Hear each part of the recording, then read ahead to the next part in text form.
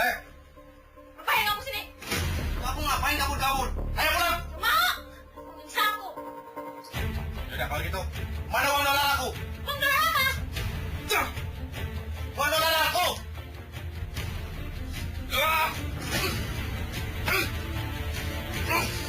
Ikut! Ikut!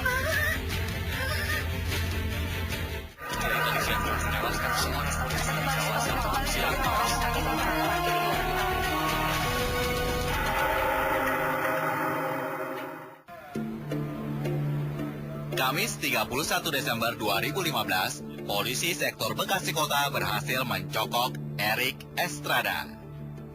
Erik Estrada yang satu ini bukanlah bintang film seri Chips California Highway Patrol dari Amerika Serikat yang moncer di tahun 80-an. Erik Estrada dari Bekasi ini adalah seorang buronan. 2 tahun lalu, Erik telah menganiaya istrinya sendiri hingga tewas. Polisi berhasil menangkap Erik hanya selang sehari sebelum status buron sang bromocora genap 2 tahun. Kemudian Erik ditangkap yaitu awal tahun ini 2016 karena dia waktu 2 tahun yang lalu kita sudah ikuti semenjak kita tetapkan diduga tersangka. Dia sempat kabur ke Makassar, sempat kabur ke tempat-tempat lain. Kebetulan tim kami, tim untuk lidik, ya, anggota-anggota kami penyelidik ini menyampaikan beberapa hal bahwa keberadaan saudara E ini, sehingga juga dia bermasalah juga dengan kepolisian lain tempat, masalah penggelapan dan penipuan. Selama 2 tahun masa buron, Erik Estrada tak jera berulah. Erik terlibat dalam kasus penggelapan dan penipuan penjualan arloji mewah. Erik melakoni aksi kejahatannya di wilayah Jakarta Pusat. Ujungnya, Erik divonis 2 tahun penjara. Namun, Erik hanya menginap kurang dari 2 tahun di Hotel Prodeo lantaran mendapat remisi. Waktu itu saudara Erik masih kena jeratan hukuman sekitar hampir 2 tahun juga. Kemudian ditahan di Salemba, di LP Salemba. Jadi ketika keluar langsung ditangkap atau bagaimana, Bang? Bukan, karena kami sesuai dengan tim penyelidikan.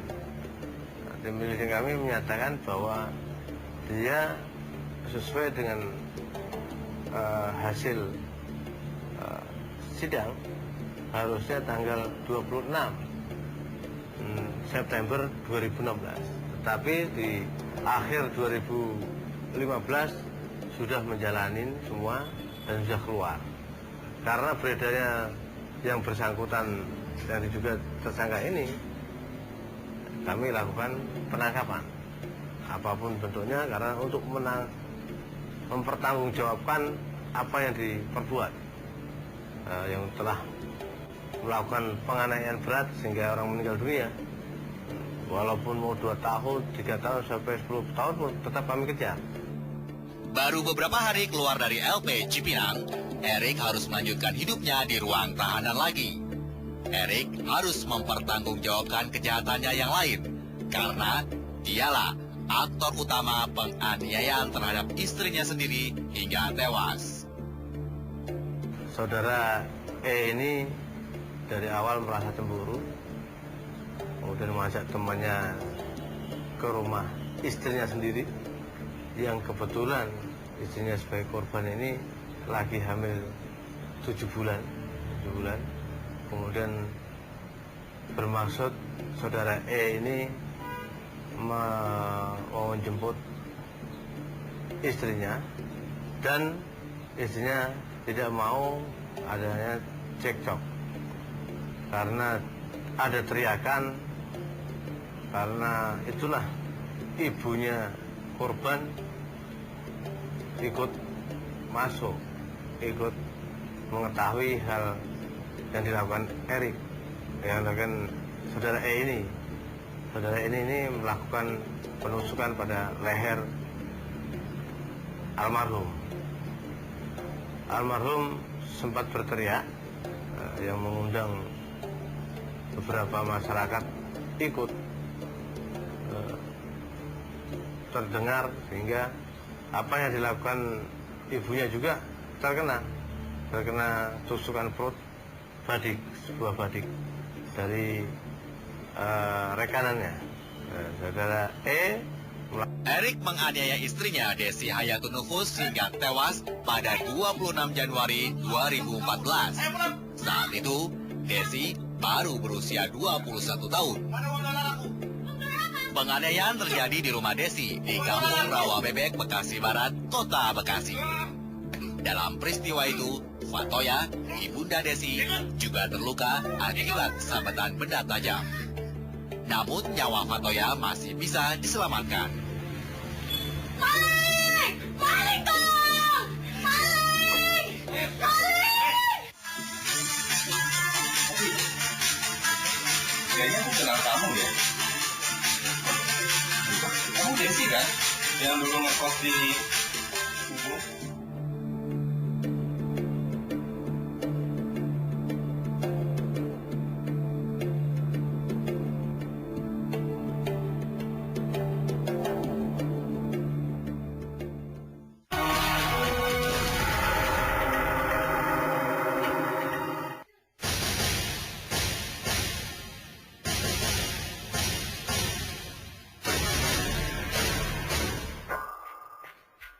Tahun 2013, Erik Estrada berkunjung ke sebuah tempat karaoke di kawasan Kelapa Gading, Jakarta Utara. Awalnya, Erik hanya mencari hiburan semata di sela kepenatan kerja sebagai karyawan lepas di sebuah perusahaan ekspedisi di kawasan Tanjung Priuk. Tempat karaoke memang memanjakan para pelanggan. Tak sekedar hiburan menyanyi, tapi juga wanita. Disinilah Erik kepincut pada seorang wanita pemandu lagu. Namanya Desi. Tapi secantik wajahnya, perempuan muda ini seringkali dipanggil Bella.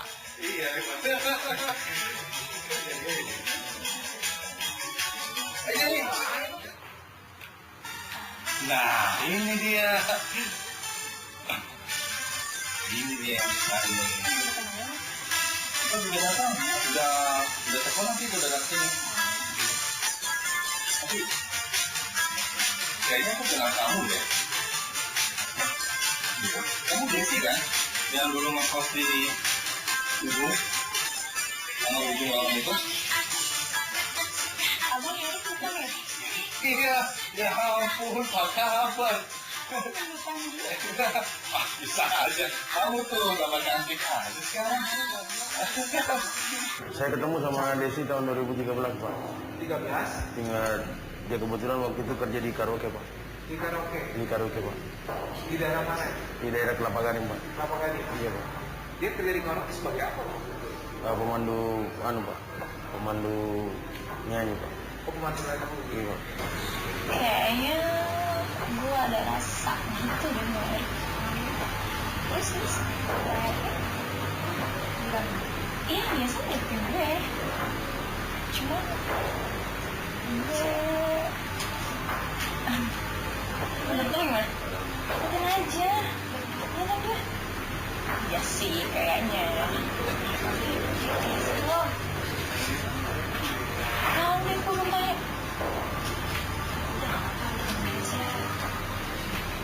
Emang dia bikin ekspedisi sih. Wow, kamu gimana? Gue cocok sama dia. Cocok banget. Lo udah jadian? Baru PDKT sih. Ya, kontak-kontak lagi di sini. Kita ketemu lagi. Keakraban Erik dan Desi di ruang karaoke menjadi momen penting buat keduanya. Erik pun mulai menaruh hati pada Desi. Hubungan Erik dan Desi pun terus berlanjut hingga di luar bilik karaoke.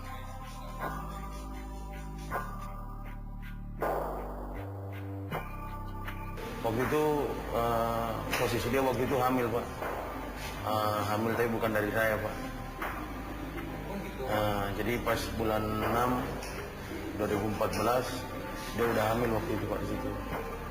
Waktu kamu udah hamil. Udah hamil 2 bulan dan dia minta tolong dari saya, Pak.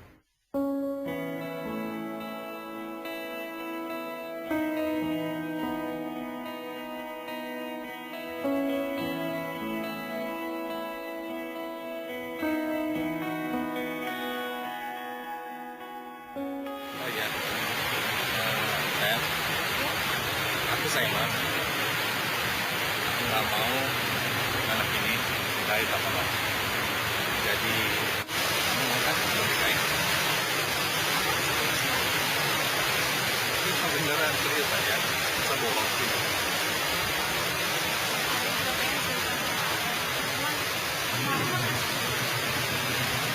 Soal itu kita bisa cari cara lain. Kita bisa cari solusi bersama-sama. Oke? Kamu dan kamu kita tinggal dulu. Kan sayang? Karena saya kasihan, Pak. Kasiannya kenapa waktu itu? Karena dia waktu itu kan tulang punggung, Pak, di keluarga. Tulang punggung keluarga. Jadi kalau mamanya dia hamil, otomatis nggak ada yang cari nafkah waktu itu, Pak. Erik menaruh perhatian besar pada perempuan muda ini. Erik pun bertekad untuk menikahi Desi. Erik tak peduli sekalipun saat itu Desi telah hamil.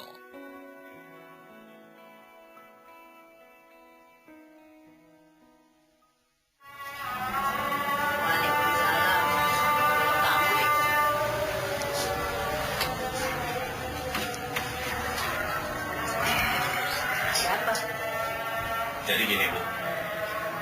Saya mau nikahin Desi, anak Ibu. Emangnya kamu pacaran sama Desi? Ya, Bu. Saya udah pacaran sama dia. Sudah agak lama. Lagian, Desi kan Ibu tahu sendiri keadaannya sekarang. Sedang berbadan 2. Jadi siapa lagi yang mau bertanggung jawab? Kalau kamu mau nikahin Desi, kamu bilang dulu sama abangnya. Karena dia jadi walinya. Abangnya? Iya. Mana abangnya, Bu?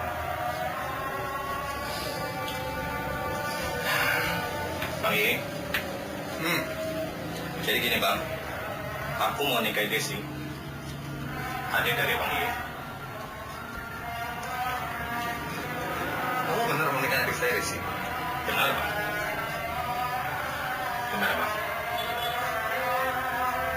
Rik, saya tuh tahu kamu itu udah nggak berjaka. Kamu itu udah pernah nikah. So tahu abang ini. Abang tahu dari mana? Rik, denger ya. Saya itu banyak dengar info dari semuanya, dari tetangga-tetangga, dari teman kamu juga. Jadi kamu nggak usah bohong. Ngapain aku bohong, Bang? Hah? Aku tuh bujangan. 100% aku bujangan. Aku nikah sama siapa? Mana buktinya? Kalau cuma dengar dari tetangga ya, semua orang juga bisa. Dengar ya, Rik. Banyak yang bilang kalau kamu tuh udah punya istri di Indramayu. Jadi sampai kapanpun saya nggak terima kalau kamu nikahin adik saya. Indramayu, aku punya istri, Bang. Siapa yang ngomong? Tunjukin ke depan aku. Bu, saya nggak suka dengan ucapan Iing ini, Bu. Pokoknya saya akan tuntut dia. Pokoknya tidak dengarkan kata dia. Saya akan tuntut, Teh. Jujur. Aku belum nikah, Bu. Aku masih bujangan. Kalau aku nikah, ngapain minta izin dari Ibu? Buat nikahi anak Ibu. Tekad Erik untuk meraih Desi ternyata tak mudah. Iing, kakak Desi, tidak setuju. Rupanya Iing telah mengantongi informasi tentang Erik. Erik ternyata sudah menikah. Ibu kan bisa jadi walinya. Kenapa harus dia? Nggak bisa.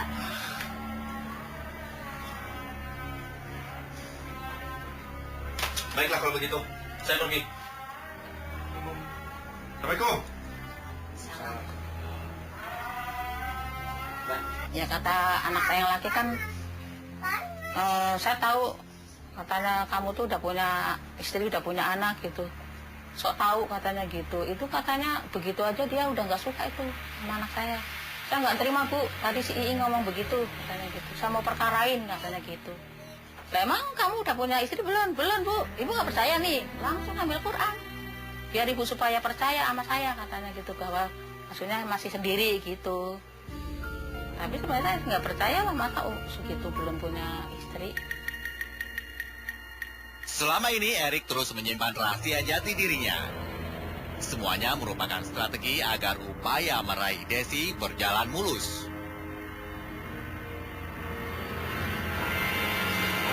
Di Indramayu, Pak. Di Indramayu. Udah tahun berapa lama? Tahun 2007, Pak. 2007, Pak. 2007. Belum punya anak? Nggak punya, Pak. Belum punya anak juga? Iya, Pak.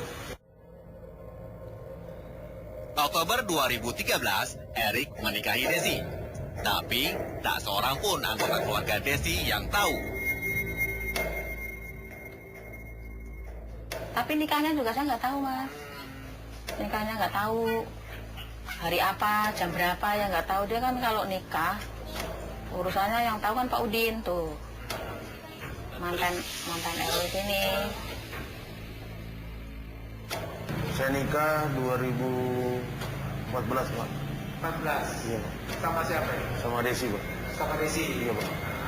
Terus tinggalnya di mana? Tinggalnya di Gading Egon, Pak. Di Pulau Gadung, Pak. Oh, di Pulau Gadung. Iya, Pak.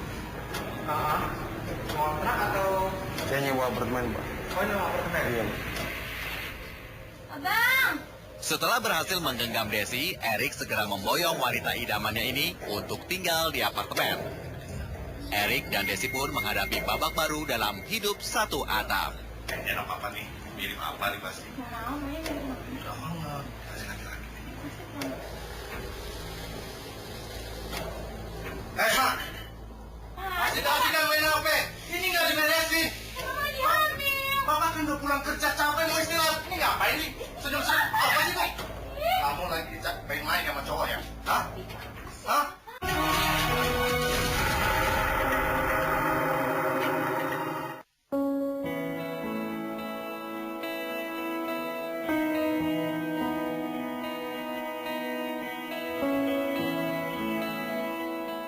Sekalipun ditentang keluarga Desi, Erik berhasil menggait wanita pemandu lagu karaoke ini.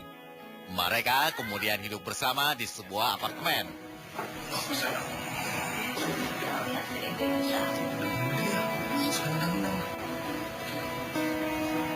Wah, kayaknya enak apa nih? Mirip apa nih pasti? Mau, ini dari mana? Udah banget. Kasih laki-laki. Kenapa? Oh, ini dari mana? Kita ajak keluar negeri. Oh, gitu. Ngajak keluar negeri. Tanam apa aja ya? Oh, masih aja. Nggak apa. Ini mama di sini aja nih. Ya, ini kan perempuan. Nanti papa dikasih nama. Kita cari dulu sih. Siapa kira-kira? Keisha. Keisha. Harus biar bisa. Coba lari dong lah. Kalau udah lama nunggu. Nanti kalau perempuan masih cari. Iya dong. Laki-laki. Bukan dari bapak. Berarti sama siapa dong? Mama, kerjaan mama gimana? Gimana kerjaan mama sekarang? Masih nggak ada masalah sama bos yang kemarin itu? Enggak. Tapi masih lanjut kan? Kita nabung ya, Ma ya, buat saudara kita ya, Ma.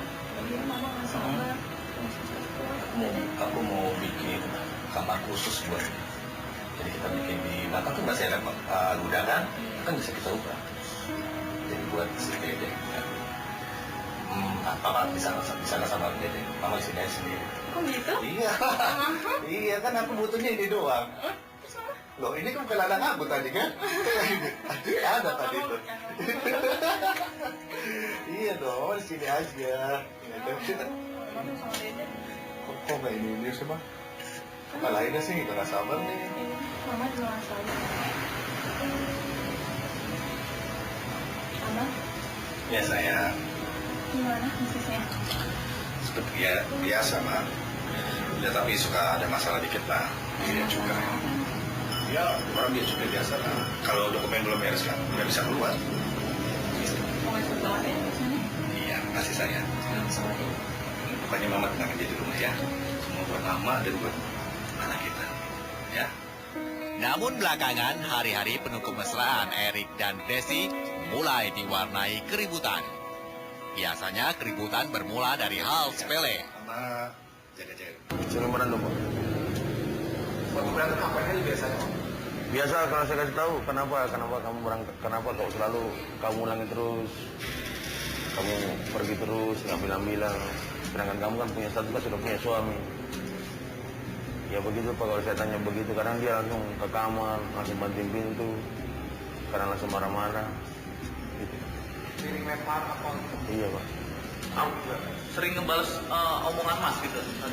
Dia sering ngelawan juga Pak kalau dikasih tahu. Akhirnya saya timbul emosi, jadi sempat pernah saya pukul juga Pak. Gitu. Biasa ngelawannya gimana Mas? Ya Pak? Ngelawannya gimana? Kalau ngelawan omongan atau apa yang sering diomongin? Dia bilang katanya, kakak kamu nikah sama saya. Waktu itu saya masih ingat, dia bilang waktu saya ribut, saya masih ingat dia bicara, apa namanya, saya agak lupa Pak. Saya agak lupa, jadi seringnya dia omongkan sama dia yang saya baru ingat itu Pak, jangan selalu mengatur hidup saya. Jangan selalu hidup saya, memang udah hidup saya udah memang kayak begini katanya Pak. Mak! Masih main HP?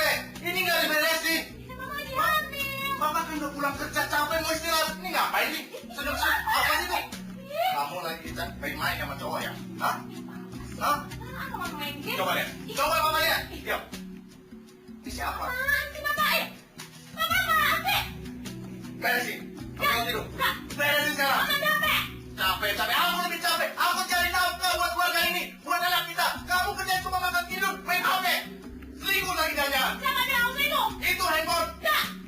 Kamu tuh sedang lawan sekarang ya, Mak? Hah? Bukan kayak gitu, Pak. Saya lagi hamil. Iya, aku tahu kamu hamil. Tapi kalau hamil nggak harus malas-malasan. Makan, tidur, main HP. Ini ada pembantu, Bapak pembantu.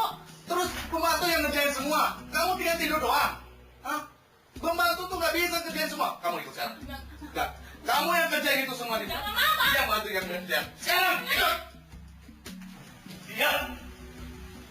Apaan sih, Pak? Ina. Sini sabunnya. Sini sabunnya. Apaan sih? Pegang. Sekarang Ina, tugas kamu awasi dia menyapu semua ruangan ini. Ya, awasi dia. Jangan coba bantu-bantu, ingat. Nah, sekarang sapu. Sapu semua. Gak usah melawan. Awasi dia, Ina. Pokoknya kalau aku balik lagi ke ruangan ini, semua harus bersih. Paham? Yang benar sapu.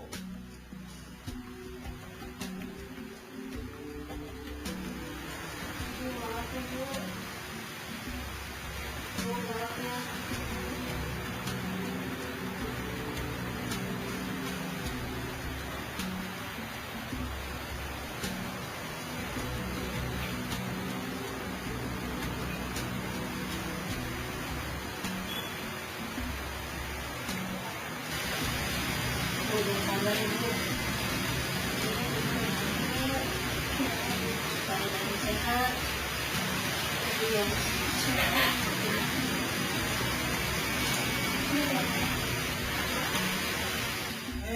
Malah pada asik ngerumpis ini. Cuma sharing, Pak. Sharing. Itu masakan udah siap belum? Udah, itu di bawah. Udah gimana deh tadi saya lihat dari sini. Yang mana kan udah jadi kan? Coba, ayo ke dapur. Dia ke dapur sekarang. Kamu nggak jadi awas.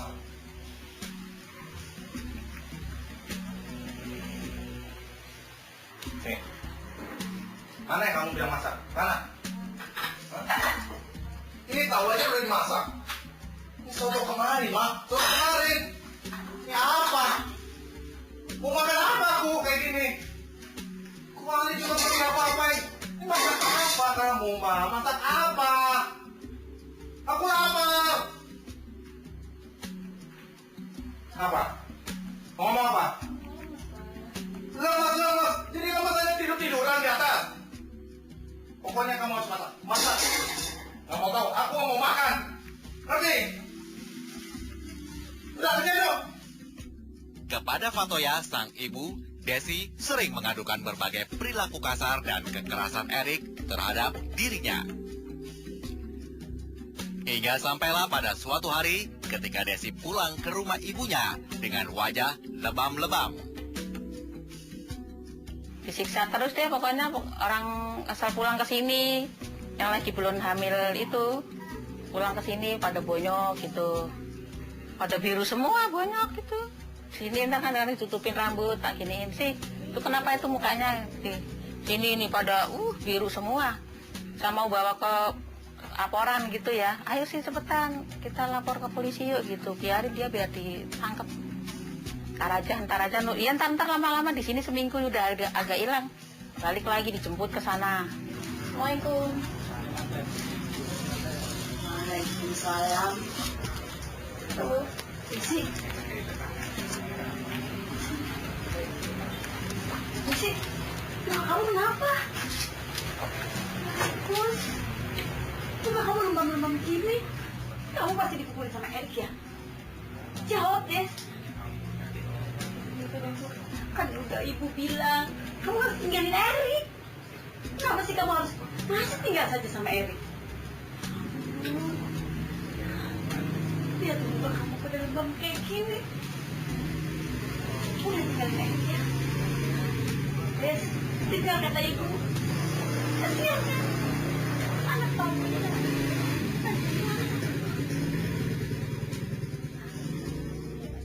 Melihat kondisi Desi yang mengenaskan, sang kakak, Iing, mencoba mempertanyakan hal itu kepada Erik. Namun, Erik justru bereaksi keras.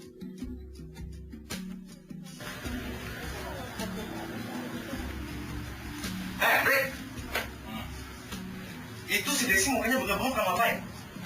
Emang aku apain, Bang? Tanya aja anaknya. Dengar Rick ya, itu kelihatan tuh bengap-bengap biru-biru itu bekas tonjokan.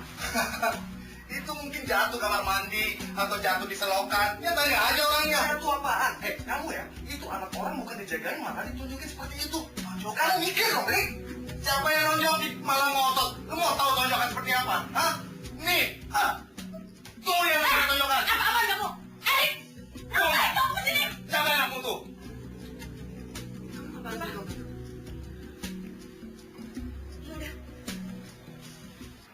Cak! Mandor aku!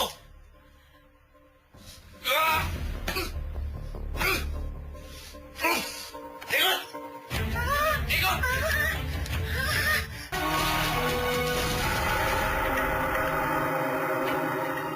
Setelah beberapa bulan hidup bersama, hubungan Erik dan Desi ternyata jauh dari suasana romantis. Cinta Erik ternyata cinta posesif.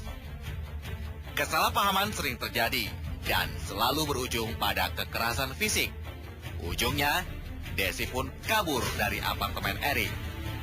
Perempuan malang itu lalu mengungsi dan bersembunyi di rumah ibunya. Tapi entah mengapa Desi selalu pulang kembali ke apartemen Erik. Sebagai seorang perayu ulung, Erik selalu berhasil membujuk Desi untuk kembali ke pelukannya. Acara lari, lalu pulang kembali, terjadi berulang kali. Ini mah malam-malam tuh orang perutnya kan udah gede ya. Jam 12 malam hujan gede gitu mas. Dia kan di lantai 5. Suruh turun, diseret itu.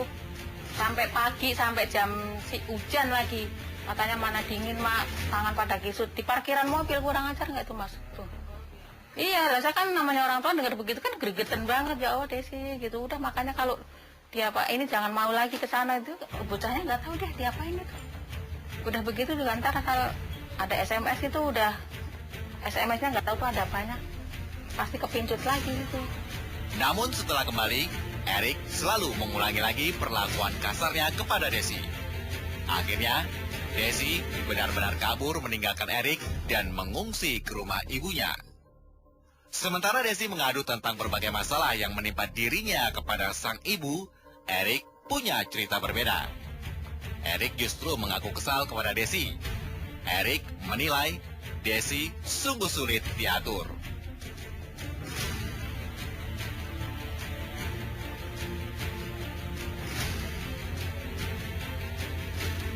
Dia pulang Pak ke rumah ibunya. Pulang? Iya Pak pulang. Pulang ke? Ke rumahnya orang tuanya Pak. Rumah orang tuanya? Iya. Nah, itu dia pulang kenapa? Pengen main aja atau gimana? Jadi waktu itu sempat saya ribut Pak. Oh, ribut. Ribut.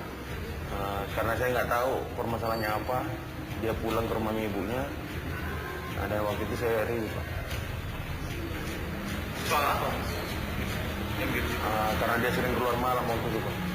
Sering keluar malam. Sering keluar malam. Jadi kalau saya kerja dia sering keluar malam. Dan apa namanya, dia nggak pernah pamitan kalau dia mau berangkat, mau pergi Pak. Dia keluar malam tuh kerja atau? Saya nggak tahu Pak. Saya nggak tahu kalau dia kerja. Yang tahunya saya dia nggak kerja Pak. Nggak kerja. Itu yang bikin saya sering, pernah aja saya pukul dia Pak. Karena dia pergi, karena dia nggak pamitan dari saya. Dan pulang malam, apalagi posisi dia hamil. Itu yang bikin saya marah. Akhirnya pulang dia Pak. Minggu malam 26 Januari 2014, Erik Estrada menjemput Desi di rumah ibunya di Kampung Rawa Bebek, Bekasi. Tapi rupanya kali ini Erik sudah kehabisan stok kesabaran. Lelaki itu tak main-main. Erik sudah menyiapkan segalanya, termasuk sebilah pisau. Erik pun minta ditemani abang serta seorang kawan. Waktu itu kejadiannya malam Pak, tanggal 26 hari Minggu. Waktu itu saya pulang dari Manado Pak. Dari Manado. Saya pulang ke apartemen, tiba-tiba udah nggak ada orang di rumah Pak. Di apartemen udah nggak ada orang, dan akhirnya saya berangkat bertiga langsung ke rumahnya, ke rumahnya istri saya ini Pak, di Bekasi. Saya ingin menjemput Pak, dan menanyakan uang dolar saya Pak, itu aja. Jadi saya tanyakan baik-baik waktu itu Pak. Saya tanya, langsung permasalahannya saya tanya, kenapa kamu pergi tidak bilang-bilang sama saya? Alasannya dia udah nggak betah katanya. Nggak betah. Ya oke, saya bilang sama dia kalau mau kita mau cerai, kita cerai secara baik-baik, saya bilang. Tapi jangan kayak begini caranya. Dia waktu itu nggak mau pulang Pak. Setengah 8. Dia kan pulang nih kakaknya, ngajak anak yang laki. Ayo Pak, besok kan mau sekolah gitu. Pulang, Desi masuk tuh. Iniin susu anaknya. Ayo Dek, mau bikin susu kan. Terus bikin susu kan tiduran biasa mainan HP gitu. Terus dianya ngomong, si Desinya itu, Mak, warungnya tutup katanya, ntar ada Erik loh katanya gitu. Ih, iya saya jadi spontan kayak takut gitu. Udah Mak tutup Mak katanya gitu. Ibu, tutup aja nih warungnya. Iya, bentar lagi ibu tutup. Bukan gitu, takutnya ntar Erik datang. Ya udah ibu beres-beres dulu ya. Ya udah pesan dulu ya Bu. Iya. Saya turun dari pintu itu, mau nutup warung, baru mau ini, langsung dia druk di pintu itu berdiri. Lah saya nengok begini, nggak jadi tuh, sambil begini sama pakai rolindor itu. Mau ngapain? Sambil gitu, kamu tunggu sini, kata gitu, sambil pakai topinya. Biasanya ini kan topinya begini, ini mah enggak, topi yang lipet-lipet itu. Yang sini ada pentul-pentulnya itu, tipe apa sih? Yang topi begitu. Iya, kamu tunggu sini tuh, udah begini nih. Pakainya coklat-coklat semua. Biasanya kan dia kalau kesini jarang tuh pakai warna-warna begitu, biasanya putih gitu ya. Sambil begini, begitu. Ke siapa begini? Kedua orang yang di depan pintu itu, terus yang dua orang itu nginiin saya langsung plak begitu lah. Saya udah mau teriak lama, teriaknya itu karena saya udah iya. Mau ngapain kamu?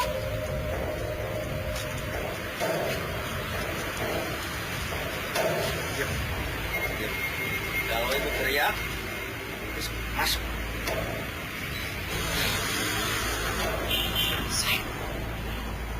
Maling! Maling dong!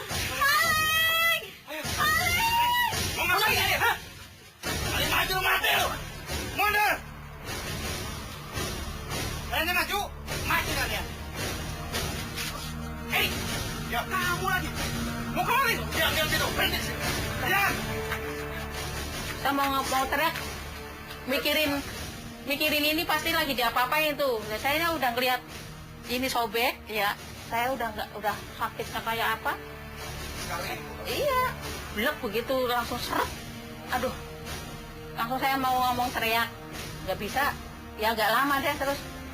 Maling! Oh, itu bapak-bapak langsung geruduk gitu, saya udah blek. Oh, Bu, kenapa, Bu? Astagfirullah, darahnya banyak banget, Ibu. Aduh, ya Allah, Ibu. Tahan, Bu ya, tahan ya. Pegang dulu, pegang sih. Oh, jadi waktu itu saya telepon Pak, saya bilang temenin saya untuk jemput istri saya. Ayo temenin saya ke sana. Dia bilang kenapa kok harus kamu panggil saya sama kakak saya. Saya bilang waktu itu kan sering kita ribut, sudah sering terjadi ribut Pak. Jadi saya bawa temen dan saya bawa itu parang karena saya takut dikeroyok Pak. Sama keluarganya, kan keluarganya kan nggak ada yang suka sama saya. Oh gitu. Iya. Pernah cerita alasan kenapa kok nggak pernah? Alasannya pertama waktu saya pernah pukul sekali waktu itu Pak. Alasannya waktu pertama saya pernah pukul sekali. Nah itu gara-gara di situ keluarganya nggak ada yang suka Pak. Ngapain kamu sini? Kamu ngapain kabur-kabur? Ayo pulang. Mau? Bisa aku.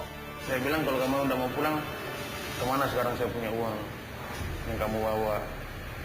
Nah, terus dia sempat bilang katanya itu hak saya katanya bukan hak kamu. Dan akhirnya saya diusir pergi Pak waktu itu. Dan sempat juga dilempar pakai sejenis kayak fiber. Ya. Apa atau Fiber plastik Pak. Dan akhirnya saya ribut di situ, cekcok mulut. Akhirnya dia ngusir saya, akhirnya saya tampar Pak. Udah kalau gitu, mana uang dolar aku? Uang dolar apa? Dan yang bikin saya emosi karena saya diteriakin maling Pak. Saya diusir dan saya diteriakin maling. Sama siapa? Sama adisinya Pak. Sama Disi. Iya Pak. Dia bilang pergi kamu dari rumah saya. Terus akhirnya saya dorong dan akhirnya saya hilap. Akhirnya saya Kan orang pada gerubutin saya sama itu ya. Semua itu selapangan di lapangan penuh, rumah saya penuh. Dianya tuh lewat itu, mobilnya kan di situ. Senyum lama itu kan itu ada konter ya, Bude. Bu, tuh di belakang ada maling gitu. Enak banget ngomongnya. Aduh. Sempat begitu itu, tapi ya sambil mungkin darahnya udah. Ya orang nggak begitu tahu kalau di sini kejadian. Dianya sendiri ngomong tuh Bu, di belakang ada maling begitu ngomongnya tuh. jadi saya bacok dianya Pak. Waktu banyak apa aja tuh?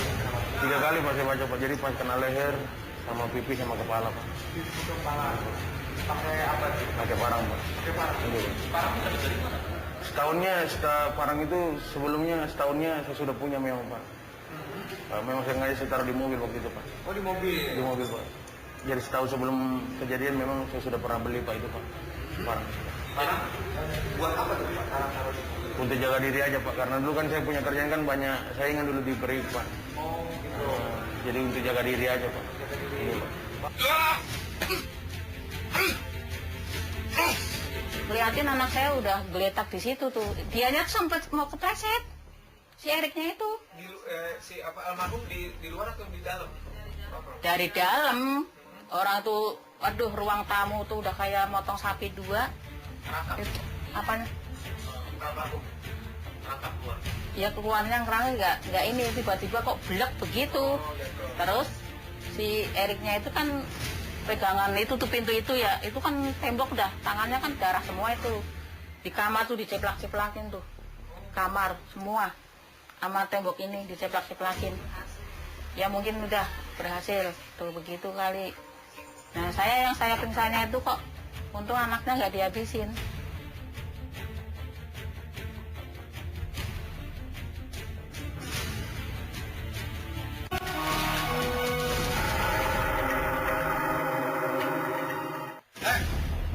Ngapain kamu sini? Kamu ngapain kabur-kabur? Ayo pulang. Mau? Bisa aku. Udah kalau gitu, mana uang dolar aku? Uang dolar apa? Ah, uang dolar aku. 3 bacokan mendarat di leher, pipi, dan kepala Desi. Desi pun roboh di dalam rumahnya sendiri. Ya, mana ada sih mas orang tua anak dibunuh sampai kayak begitu. Ya, saya mah mintanya hukuman mati. Udah gitu aja deh. Pokoknya nyawa harus dibalas nyawa gitu. Saya nggak ikhlas. Benar, saya nggak ikhlas. Ini anak tulang punggung saya. Saya kalau ada dia mah nggak boleh capek, nggak boleh. Ini karena nggak ada dia aja, habis yang nyari duit dia. Dianya nggak ada, gimana lagi mas? Ya harapan saya maunya ya hukuman mati aja udah deh. Karena itu udah berencana, benar-benar berencana nih mas. Kami kenakan pasal 338 subsidiar 354 ayat 2 KUHP pidana dengan ancaman 15 tahun dan pasal 44 ayat 3 Undang-Undang RI nomor 23 tahun 2004 tentang KDRT yang dengan ancaman 15 tahun juga. Nah inilah kita jerat yang bersangkutan untuk mempertanggungjawabkan. Ini sebuah pembelajaran besar untuk masyarakat kita semua.